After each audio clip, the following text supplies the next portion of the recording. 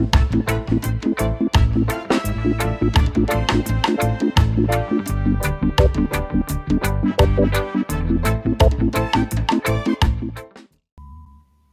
day. Thank you for joining me for this, the 27th episode of Frankly Speaking Jamaica podcast. Do you know shad? And do you know why Jamaicans roasted so much? Dumplings, potatoes, yam, breadfruit. Okay, don't move a muscle. We'll provide some answers. Desmond Richards knocks the Kamina Johnson campaign for Secretary General. Also in this podcast, Chrissy Cameron takes a no holds barred posture on abortion. And I'll ask why civilians are allowed all over a crime scene. But before all that, let's take a quick look at the newspapers. The Sunday Gleaner leads with a story about sim jacking. That's right, sim jacking, and how in the last 18 months, $100 million has been stolen from some 2 dozen bank accounts.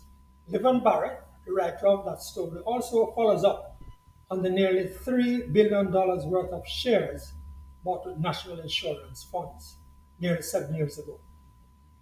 Now, Delano Franklin and Kay Osborne throw a negative light on Kamina Johnson Smith's failed bid at wresting the Secretary Generalship from Baroness Patricia Scotland. They suggest a diplomatic catastrophe of sort for Jamaica. Dr. Alfred Dawes punches hard in raising the failure of the society in the results at Cocoa Peace, where a woman and her 4 children were slaughtered. And he points to low-hanging fruits that must be dealt with in dealing with crime, such as purging the police force. It's a must-read. Rohan the Beast Blake's return leads the sports section. Outrage is the one-word headline for Ramardo Lyons' story of the plea from residents of Spanish Town and surrounding communities, tired of the violence, the extortion, and the criminality. They want a huge security operation that, quote, will put an end to the nightmare of violence. They'll find that it's not so easy. Several pages are dedicated to the misery of Spanish Town and the failure to deal with its ills. Tarek Francis is living the dream now in kitchens in Dubai. This young Jamaican chef retraces his steps from yard to one of the world's best culinary institutions in Paris, and from there to the world. Garfield Higgins has some interesting thoughts on Cocoa Peace, and the words of the House Speaker frames his headline, Dark Times Have Been Upon the Land. There is excellent coverage of the National Athletics Championship with personal triumphs, failings, and insights and stories by Paul Reed, Dwayne Richards, Sheldon Cowan, and Andre Lowe. There is no place, yet again, for HG Helps.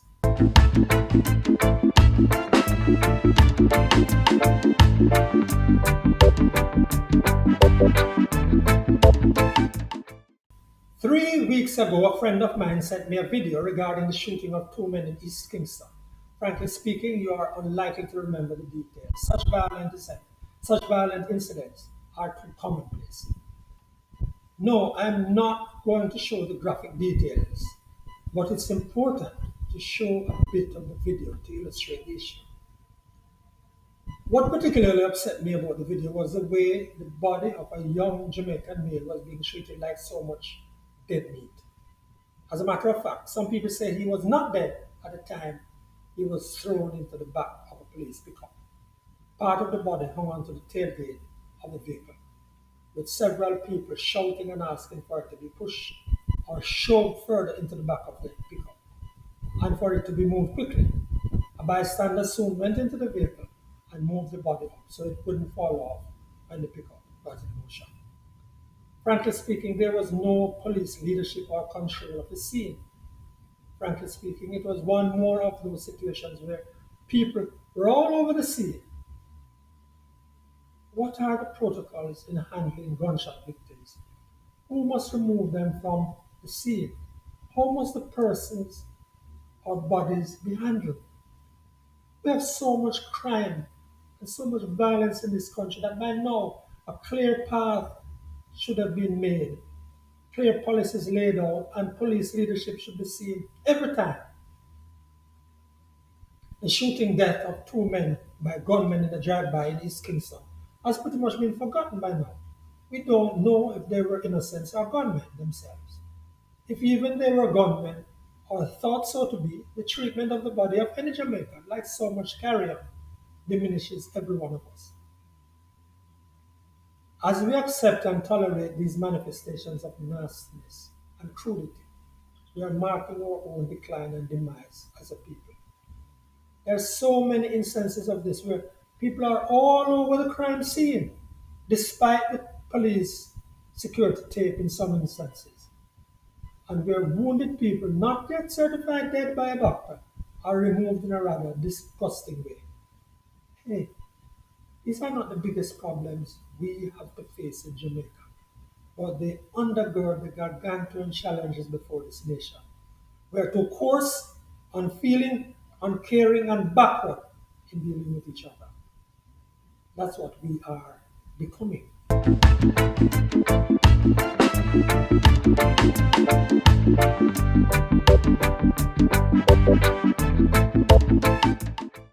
Now, here's Alkaline Rule taking us back to the 1950s. Real tough times in communities of Upper St. John, no part of West Central St. Catherine.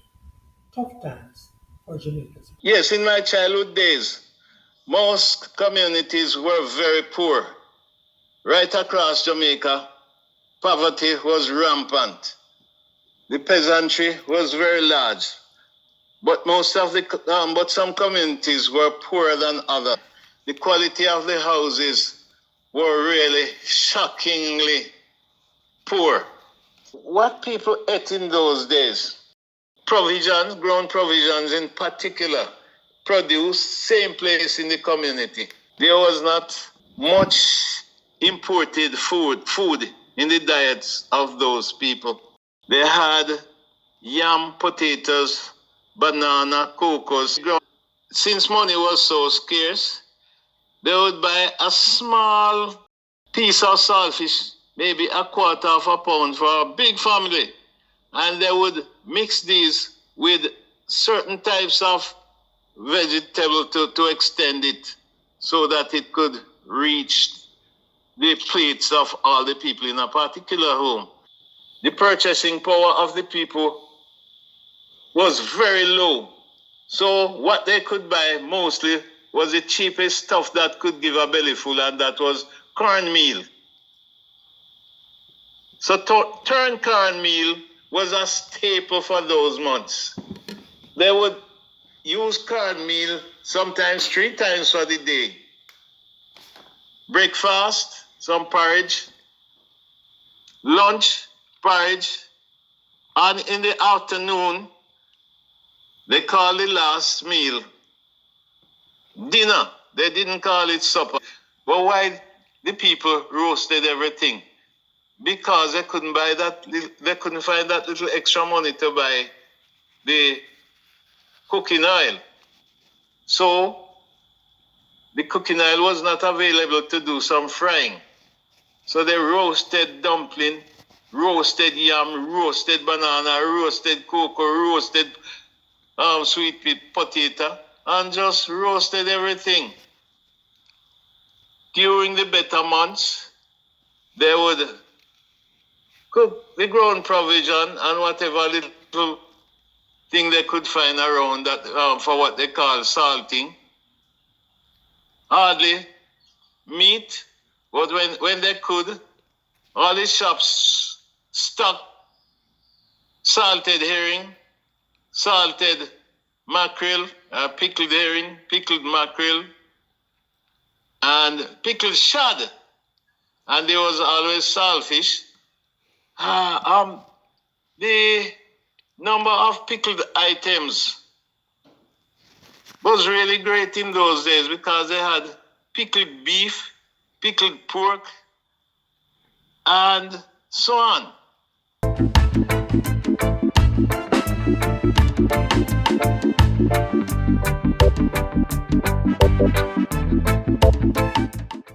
That's Alkaline Rule, author, educator, and storyteller.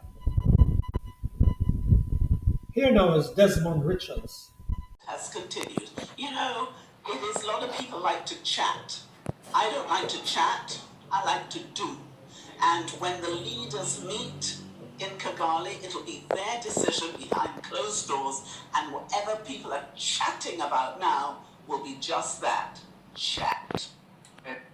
That was Baroness Patricia Scotland during her pre-election presentation. And it came to pass that Baroness Scotland was right. The Jamaican camp, led by Prime Minister Andrew Holness, and the candidate to replace Baroness Scotland, chatted up a massive pre-election storm. Their propaganda war left many believing it was a one-horse race. Jamaica's defeat as part of this British conspiracy has weakened its position in CARICOM and the Commonwealth and exposed an intellectual deficit and lack of understanding of the history of the Commonwealth and current global geopolitics of those who dirty up Jamaican name. Do we understand why Prime Minister Holness was appointed as Her Majesty's Privy Councillor while we are pushing to cut links with the monarchy? It should have been clear to the political neophytes at Jamaica House that the British orchestrated move was anti-Africa and questionable. It was also a questionable departure from our established non-aligned foreign policy on the global stage. Historically, we have supported our African brothers and sisters, siding with them against apartheid and standing firm with African liberation forces.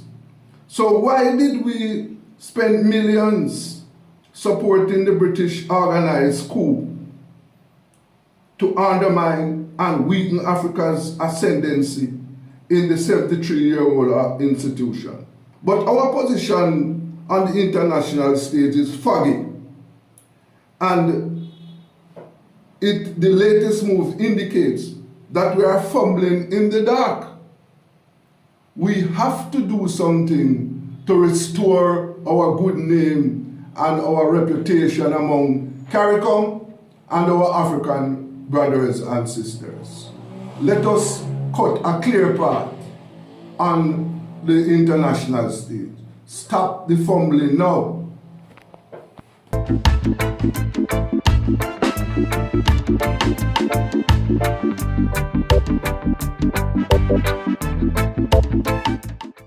That's Desmond Richards, journalist and businessman. Crystal Cameron, creative and businesswoman, anticipated the US Supreme Court ruling delivered last week, and she wants to take you on an abortion journey. As we wait to see whether or not the United States Supreme Court will send the decision about abortion back to the states, I know you can feel the tension in the air, viewer, and I want to take you on an exploration, an adventure of discovery. This is very near and dear to my heart because I used to call myself pro-choice without ever stopping to consider what exactly it was that I was in favor of people being able to choose. So please come with me, viewer, because the average man can't prove of most of the things that he chooses to speak of, and he still won't research and find out the root of the truth that he seek of. We're going to explore through the meanings of words, viewer, because hot, cold, these things have a meaning. There's a reason why we think of ice when we think of cold and fire when we think of hot. Let's do explore and plumb the depths of what these words actually mean. What even is an abortion, viewer? An abortion is a procedure to end a pregnancy. So what is a pregnancy? A pregnancy is the term used to describe the period in which a fetus develops inside a woman's womb or uterus. We need to find out what a fetus is. A fetus, viewer, is an unborn or unhatched offspring of a mammal, in particular an unborn human more than 8 weeks after conception. Do you hear the wordplay, viewer? Do you not realize that an abortion is a procedure to end an unborn human more than 8 weeks after conception? Could it truly be that abortion is just one of many methods that we use to end life, and particularly designed for use on unborn lives? Can a person even be alive before they're born? Are you only a person at the precise moment when you start to crown? After? When you're out maybe to the waist? What percentage of you has to be outside the womb before you're truly alive? 30%? Half and half? We obviously can go no further until we explore what even is life. Life is the condition that distinguishes animals and plants from inorganic matter, including the capacity for growth, reproduction, functional activity, and continual change preceding death. And when does this process begin? It begins at fertilization. This is a scientific consensus, viewer, that is kept so well away from your eye, from your sight, from the media. That fertilization, the embryo's conception, is when life begins. Said scientifically, you can call it human development begins after the union of male and female gametes or germ cells during a process known as fertilization, conception. Later on, we develop into embryos, called an unborn or unhatched offspring in the process of development, in particular, a human offspring during the period from approximately the 2nd to the 8th week after fertilization, and voila, after which it is usually termed a fetus, the miracle of life, viewer. So what we need to look at basically is that embryo, adolescent, teen, adult, these are simply words that describe the human organism at various stages of development. What is an abortion then, viewer? An abortion is a procedure designed to end human life at its earliest stage of development. The question is this: can we speak openly without wrapping things in vapid virtues and so-called rights to choose and bundles of cells? Can we talk about whether or not we believe fundamentally that life has inherent value and that a civilized society protects the weak and punishes the guilty? Can we talk openly about whether or not we believe that this is ever justifiable, viewer? That anyone should have the right to do such a thing?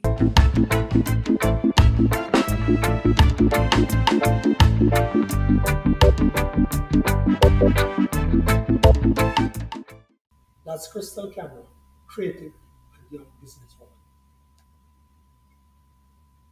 That's our podcast for the week. I share the pain of the family and friends of the 5 slain last week, Tuesday morning, in Clarendon. Let us remember 31-year-old Kamisha Wright, a practical nursing student, and their 4 children. 15-year-old Kamina Smith, 11-year-old Sharon Smith, 5-year-old Raphael Smith, and 23-month-old Tishon Henry, all of New Road, Hopebees, Chapperton, Clarendon. May their souls rest in peace. Please continue to share and like this podcast, and we really value your comments. Make your comments on the channel. And if you have not done so as yet, please subscribe to the channel. I'm Franklin McKnight. Until